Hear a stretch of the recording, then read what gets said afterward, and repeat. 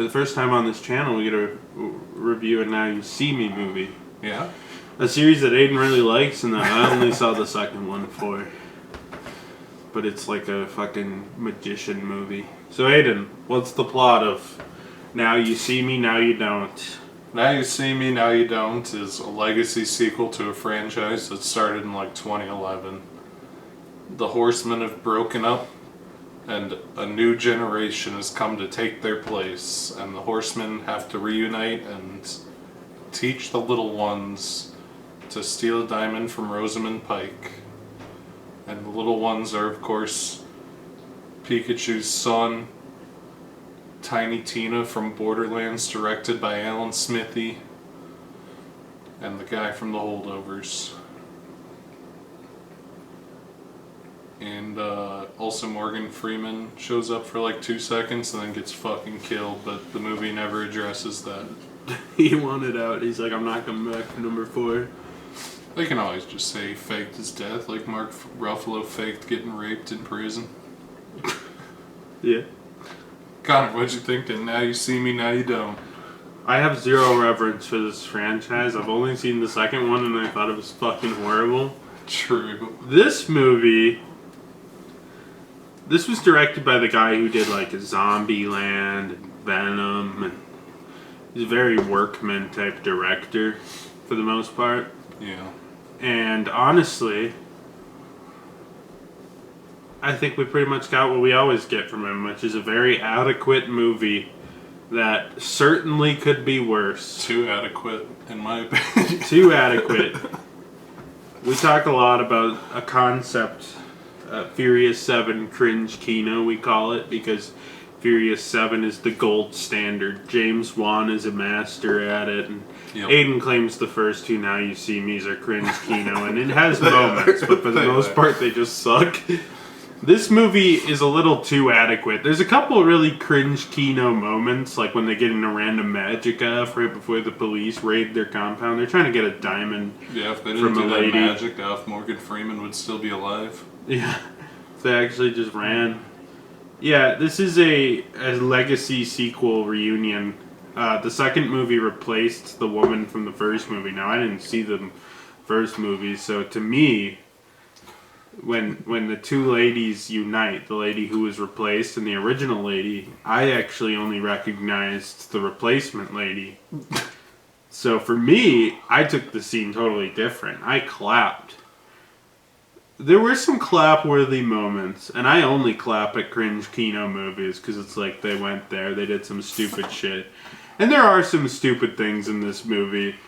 For example, the first time, when they take the diamonds, the first time, they like go in half-cocked and they get the diamond, and then Jesse Eisenberg has this dramatic speech. He doesn't know that he has any backup, and for some reason, in front of armed security, he stands up and starts monologuing about how smart he is and how he's going to get away with the diamond, and then he's immediately overpowered. But thankfully, Dave Franco comes in with playing cards that he's using like ninja stars, and he starts taking out the security. Yeah. And he says, "Dave Franco, what the hell?" And it's there's some cringe kino moments in it, but for the most part, it's just very adequate. I kind of liked Morgan Freeman's Magic House. That was like probably the best part of the movie because there's like stairs mirrors, fun house mirrors one. There's like this room that tilts and it's like rotating and people are running up the walls and they're using these like magic trick things that Morgan Freeman cooked into his weird World War II manner to like trip up these cops that are after them, and the climax where they steal a race car and blah blah blah, they're almost drowned in sand and all sorts of crazy shit happens that somehow for some reason doesn't interfere with the precise timing of their plan. All part of the plan. Everything was part of the plan. The only thing that diverged from the plan, or maybe not, at the end of the movie it's revealed that it was all part of the plan, you know. One of the new guys has a plot revelation, which I won't spoil, but it was all part of the plan. Then they go on stage and they're like, it's all part of the plan. The one thing they didn't mention was Morgan Freeman to the people. They're not like, the one thing that wasn't is Pop 95-year-old Pop showed up and he got popped by the cops, you know? Yeah, I mean, there's really 3 options, and it's that it was part of the plan and Morgan Freeman faked his death. It was part of the plan and Morgan Freeman just wanted to die. He could have volunteered, you know, like, I'll pretend to be trying to escape to so celebrate a reunion, to celebrate illusion, and to celebrate the reunion and to create a good illusion. Sometimes an old man literally has to get shot, then somehow, even though Morgan Freeman's like 97 and his eyes are glazed over, he's on the edge of death. It was kind of like when he did the Coming to America cameo, and you're like, fuck. He's dying. And this is like 4 years later. So he's even fucking older and even dying. And he's just like hobbling after he gets fucking shot in the stomach. And he's like, magic is beautiful. And then everybody's crying. They're like, Thaddeus. And it's like, they just know that Morgan Freeman's in no condition to show up to a 4th movie, so he needs to die. There wasn't really a good plot reason. I do look at Woody Harrelson's like, this is personal now, because you killed my friend Thaddeus. Morgan Freeman, a.k.a. Thaddeus. Yeah. And then it's not personal. It's never brought up again. It's personal. That's the only scene of repercussion is at one point Woody Harrelson says it's really personal now, and then it's never mentioned again. It's kind of incredible. I almost wonder if it was like a reshoot where he was on set and his eyes were glazed over and the producers are like, you know what? For once in our lives, we should show somebody mercy as Morgan Freeman gets wheeled up, you know? They put him up, they have like back braces on him. They're actually, they have wires to keep him suspended like a martial arts star because he can't even stand up. It's kind of incredible that this movie probably went through like 10 rounds of test screening and there was never like one guy in the audience who was like, so is Morgan Freeman actually dead? Like, yeah. You would think that they would like ADR in a line where like Jesse Eisenberg puts his hand over his mouth and goes, oh, and by the way, Thaddeus didn't actually die as part of the trick. Yeah. Maybe the special edition if I can get his number 4 cameo out fast enough. I don't know. They're probably having him pre-film it just in case. You know? When do you see these people... Why are we shooting all my scenes When you first? see these people rapidly declining in health as they near the apex of their life, their demise, you know, at an old age, you can't be that sad. But it reminds me of like, I see this where he's like forced to like put on the little fucking magic outfit and stand there and give lines he can't even understand. He doesn't understand anything anymore. He's so fucking old. And he hobbles. It's a beautiful thing, you know. When I see that, it reminds me of how right before Stan Lee died for like 3 years, his daughter had him hooked up to an IV so he could make satanic blood signatures to sell at the Avengers Experience or the Avengers Experience Orlando Disneyland. True believers, this was signed in my blood. Then, he did it. It was an auto pen that was doing it. It was just an IV hooked up to an auto pen. Fucking blood vampires. The producers of the movie called up Mark Ruffalo while he was in his in the green Marvel box in his living room filming his Avengers scenes, and they're like, "Hey, Mark, can you like take 30 seconds to like say some vague lines that imply there might be another movie?" Mark Ruffalo's like, "Sure." Checks his Venmo and there's $100,000. I theorized they paid him through Cameo. Then he just went into his I'm sure they had to cut some deal with Disney where they paid him like $40,000 to use the equipment. Obviously you're getting billed because he walks into his Avengers recording trailer in his backyard. I heard they aren't even filming Doomsday on sets. It's all just green screens. But he went into his like recording trailer out back, and they just threw a transparency, and he's like, "I'm a hologram. There was I'm a hologram in a puzzle box. I wasn't actually put in the gulag. I wasn't getting raped in the gulag. I lied to you because sometimes people need to lie so they don't have to show up in your shitty movie. Lied to you for 10 years for some reason. I lied to you for 10 years because I didn't want to show up in this shitty ass movie." This whole movie's just Ian McKellen moments, Mark Ruffalo's sitting there crying in the green box about how he doesn't get to see anyone, and Morgan Freeman looked at the director and said, "Why are we filming all my scenes first?" Yeah. Morgan Freeman doesn't have long left. So, Aiden, what did you think of Now You See Me, Now You Don't?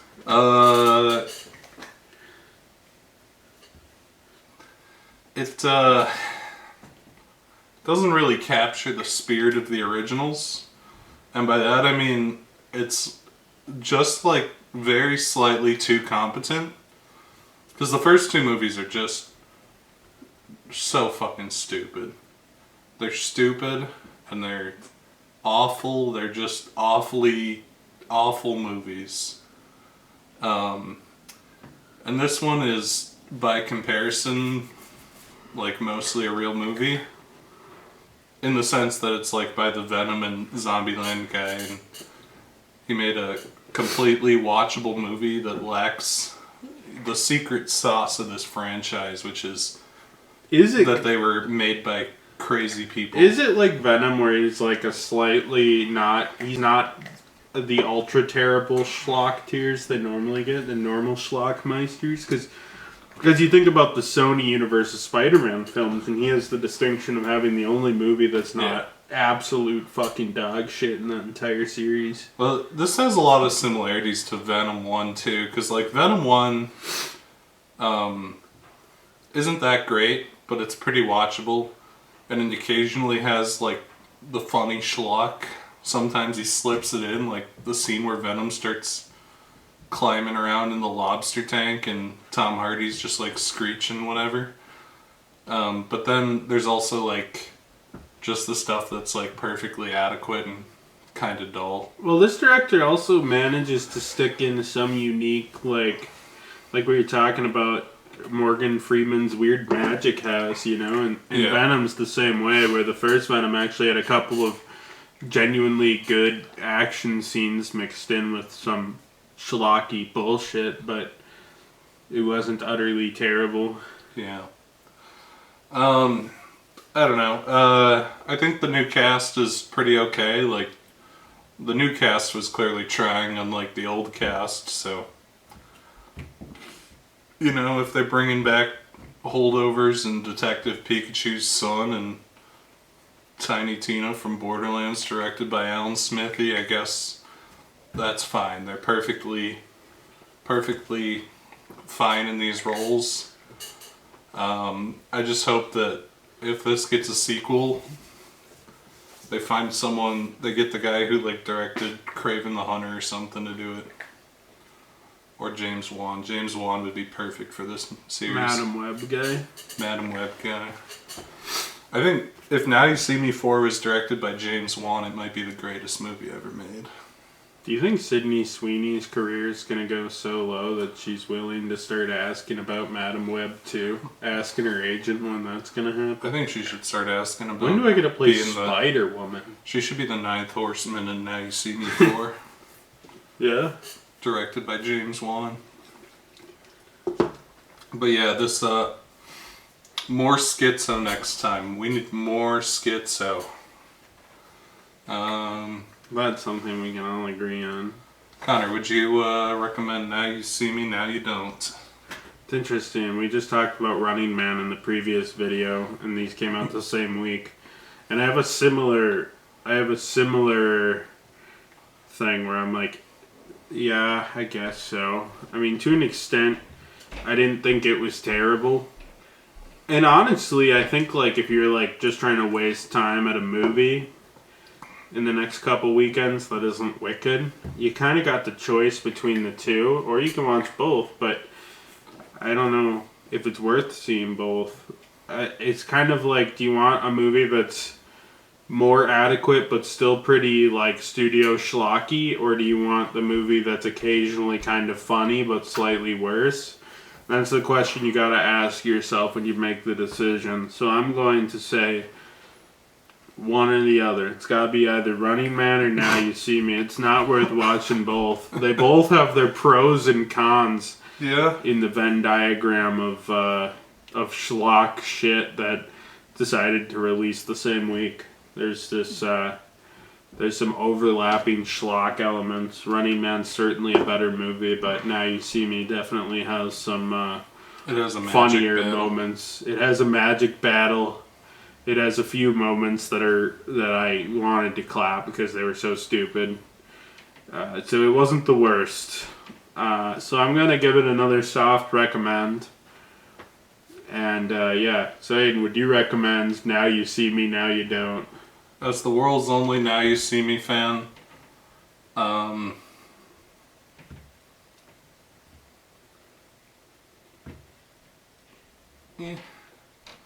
I mean, I don't know. I think Running Man's more enjoyable. I'm glad this franchise is back, and I hope they do something really dumb with it next time, but I think, future Now You See Me historians are going to look back on this as the Force Awakens of the franchise, a little bit too safe, a little bit too much of a real movie, It's certainly, Now You See Me 2 is really the Attack of the Clones.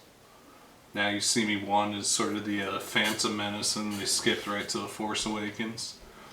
They didn't make any actually good movies, and we didn't get our promised Revenge of the Sith, so here's hoping they're just going a little out of order. Jesse Eisenberg goes crazy and becomes evil? Is that what you're implying?